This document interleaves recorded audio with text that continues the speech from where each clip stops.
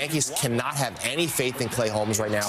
He blew his 11th save of the year last night, giving up this walk-off grand slam to the Texas Rangers rookie Wyatt Langford.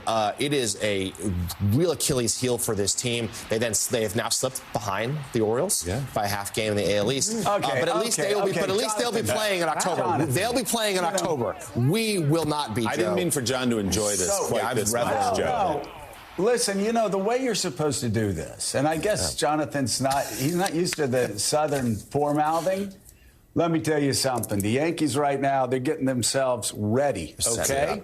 They're resting. They're setting it up. Right before they go into the kick, they're going to win the World Series. I bet they're going to beat the Dodgers in 5 games. That's what you're supposed to do, Jonathan. All right, let me try that Lower expectations, self-deprecate. But I will say, going back to the Red Sox, because I know with all these new polls out that are showing a dramatic shift in the race, we have people a lot. want to hear us keep hearing about Major League Baseball. No, I actually have the news here. Willie, the Royals have lost 7 in a row. 7 in a row. If the Red Sox had gone 500 over the last 7 games, we'd be like within a game and a half of the playoffs. We're 4.5 back now, but again, they just don't want to win it.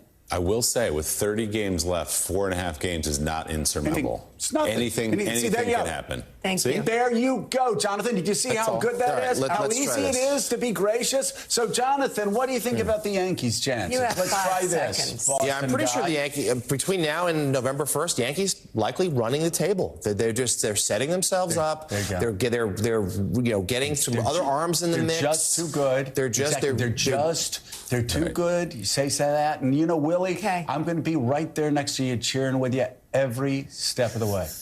Right? What? Jonathan, can you do that? Too far. No, I mean, that's a little much, Joe. That's a little much. Okay, let's get to the news. Okay. We do have a new poll out this morning showing a close race for the White House across 6 battleground states. The latest CNN SSRS poll finds Vice President Kamala Harris with an advantage over former President Donald Trump among likely voters in Wisconsin, 50 to 44%, as well as in Michigan, where she's up 48 to 43%.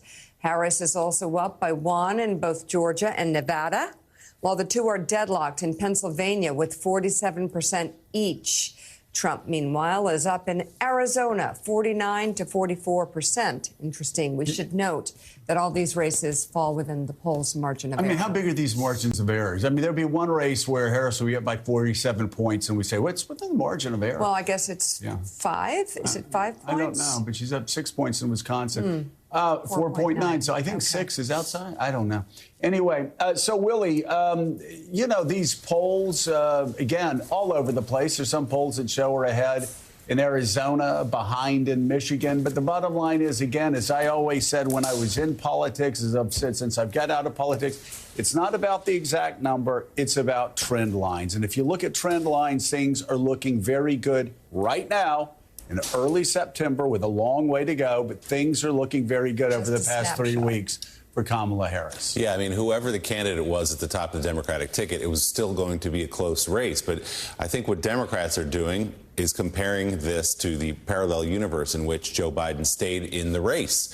And he was trailing. And those trend lines you're talking about were headed in the wrong direction. Kamala Harris has stepped in over the last month and reversed that. So, yes, she's outside of the margin of error in Wisconsin in this poll. She's right there in Michigan as well. Pennsylvania closer than they'd like it to be. But we've always known these states were going to be that close. What she's done is flip some of them, at least momentum-wise, and in some of these actual numbers in her direction. There's also something we're looking at closely here is where she sits on the issues. There's a USA Today Suffolk University poll in which Kamala Harris leads Donald Trump among likely voters 48 to 43. But when it comes to the economy, a top concern for voters, 51% favor Trump versus 45 for Harris. But in June, Trump had a 14-point advantage over President Biden. So again, some growth there for her. On immigration, Trump leads Harris by just 3 points now, 50 to 47. That's within the margin of error. That's down from Trump's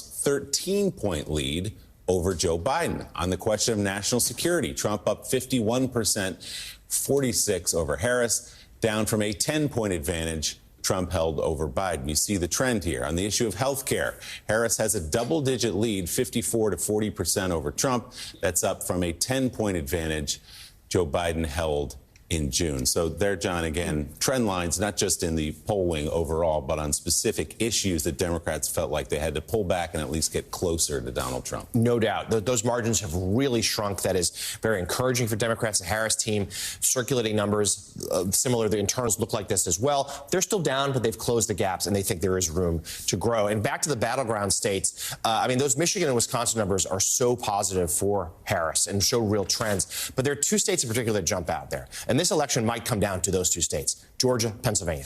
And they're basically 1 point or tie. And because Michigan and Wisconsin, not enough for Harris. She needs to get one of those two. And it is in her campaign, and Democrats have privately been noting for a while that her numbers in Pennsylvania lag behind where they are in Wisconsin and Michigan, and those three blue wall states. And that's why she's going to be camping out there this coming week, campaigning in the Pittsburgh area ahead of that first debate. President Biden was just there on her behalf. He'll keep going there. Pennsylvania, a huge, huge state for her.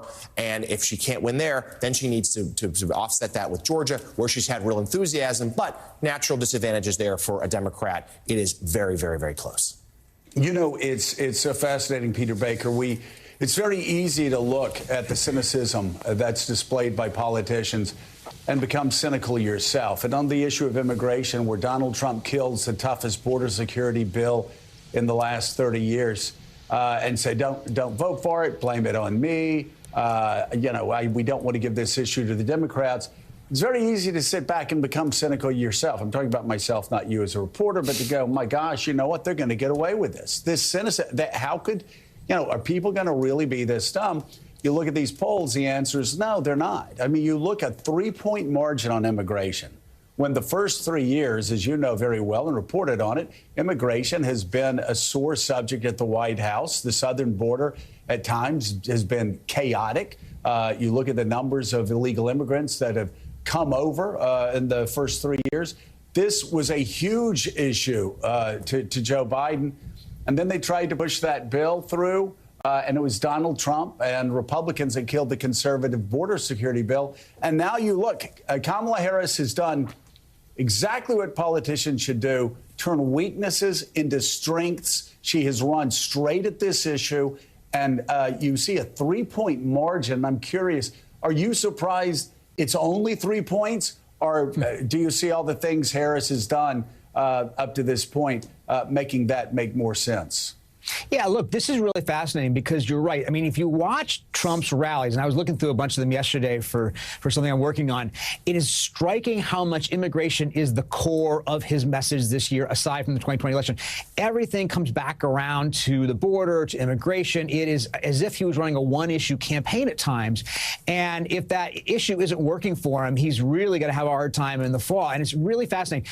If the three biggest vulnerabilities for the Biden-Harris administration domestically, I think, have been the immigration, inflation, and crime, all three of which at some point in their administration were pretty high, all three of which now are low. Right. So inflation is back to a much more normal state. Immigration as the illegal crossings are much reduced since President Biden took executive action after Congress failed to pass that bipartisan bill you talked about. And crime is at the lowest, I think, in many years, according to the latest statistic. Now, of course, prices haven't come down, but the increases are not happening the way they were. And yet that makes it harder for, I think, Trump to get traction on these issues if they're not as salient as they once were. And I think you're seeing that kind of flailing. Now, on the polls, just one last thing I would mention. At Labor Day, at this point in 2016, Hillary Clinton had a roughly 3.7% lead. Of course, she went on to lose. Joe Biden had about a 7-point lead at this point in 2020, ended up winning by about 4 points. And of course, Kamala Harris today has about 3.3% lead, according to the average by 538. So a little less than Hillary Clinton did 8 years ago and significantly less than Joe Biden did. So yes, she has changed the momentum. Absolutely. And those trend lines Willie and Joe are talking about are absolutely right. But it's worth remembering how close this is and how much these numbers are, fluid and hard to predict. Yeah, I mean, this is such a close race.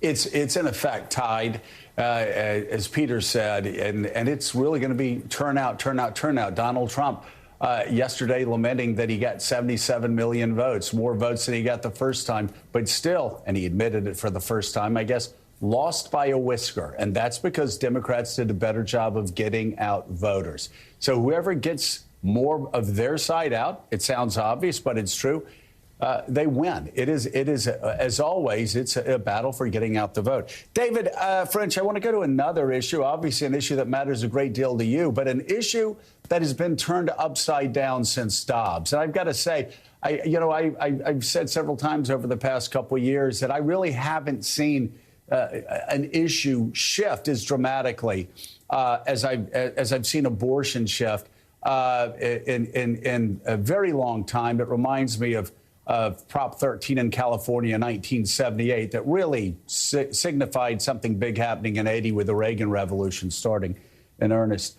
But you now have women under 45 saying the most important issue is not the economy anymore, it's abortion. You have Donald Trump flip-flopping, now saying he's going to be a champion of women's reproductive rights. You have him saying that he will vote against the 6-week bill in Florida, the 6-week ban in Florida. He, of course, keeps shifting. He keeps going back and forth. You have the Texas race, according to the University of Houston poll in the Senate, getting very close, in part because of abortion. Ted Cruz leading Colin Allred by 2 points. And suddenly abortion not mentioned so much by Republicans anymore. Talk about the shifting landscape and what challenges it poses, especially for Donald Trump, who, again, we've talked about evangelicals falling in line, and their bargain, their cynical bargain, their bargain that I mocked from the very beginning, like supporting a pro-choice candidate who transparently shifted to be pro-life to get their vote, and then they gave him a license to do whatever he wanted to do. Now we're seeing, once again, that cynical deal evangelicals made with Donald Trump seems to be going up in smoke. Yeah, it really is. And I'll tell you what happened is, there are a lot of pro-life folks who justified supporting Trump because they said he has the strength and the tenacity to pursue pro-life goals more so than establishment Republicans or more normal Republicans, that he would be stronger actually on this issue. And now Republicans have ended up with the most watered down pro-life plank. It's not even really a pro-life plank. It's more functionally pro-choice than any time in decades. And then Trump himself flip-flopping all over the place, first saying the Florida 6-week ban is too strict, indicating he might vote for this pro-choice amendment, then flopping back at that after a lot of online outrage. It's an absolute mess. And I would say if you talk to a smart, reasonable pro-life activist, they would not have foreseen the total public backlash that has been ongoing since Dobbs, that has taken an awful lot of people by surprise. The pro-life movement hasn't fully reacted to that, and Donald Trump is the worst possible standard bearer. David, and how ironic is it that we conservatives, you and I, we are conservatives. Trump Republicans are not conservatives. I said it. You don't have to say it. But we conservatives warned for years and railed for years against pushing things on Americans by judicial fiat. And instead of going out and winning on this issue, winning through the hearts and minds of Americans, winning Democrats